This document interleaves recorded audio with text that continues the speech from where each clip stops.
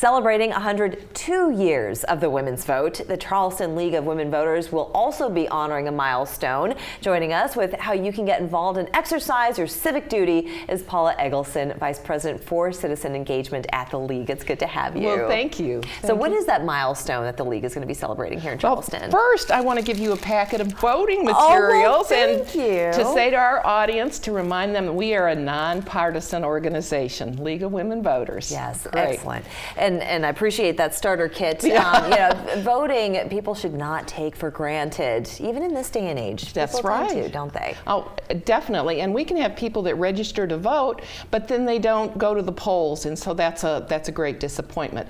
But what you were referring to as far as 75 years, our local league is celebrating That's wonderful. that anniversary. And so I'm not sure if people realize that the League of Women Voters has been around that while, or maybe they think it's a new organization, but we did get started in the mid-50s. You know, and to be here in Charleston in the South, you know, and to continue that celebration of the right to vote. And so when you join the League, for instance, what would be a reason for someone to then become a part of this organization?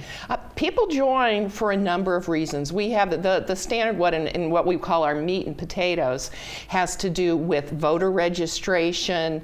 Others have a need to become more involved in their community, and they think this is a good way to do it.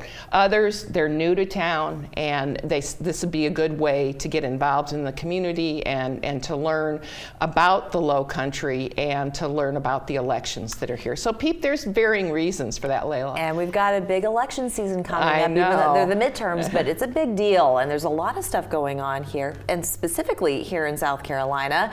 So why is it important now, especially for people to get involved? Well, I would say because this is an election year where there are so many elections. I think some people think that their vote doesn't make a difference, and it really does. And we focus a lot of our voting activities, besides the voter registration, on candidate forums and getting people out to vote. We have, as far as candidates in the Low Country, this is local and then also state, and then our district U.S. representatives. We have over 200 candidates, not elections, but 200 candidates. Yes. There are a lot of people running for office, and the stakes are high.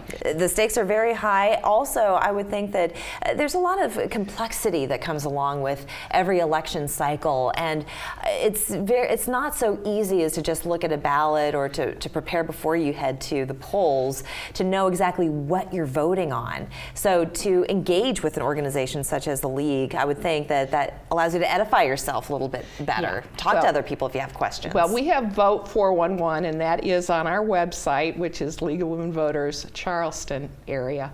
But Vote 411 gives you background information in an electronic format about the candidates and how they respond to issues. You can actually, on Vote 411, you can also register to vote and look and see if your voter registration is current. A lot of people are very mobile. They move around, and they may not have the right address.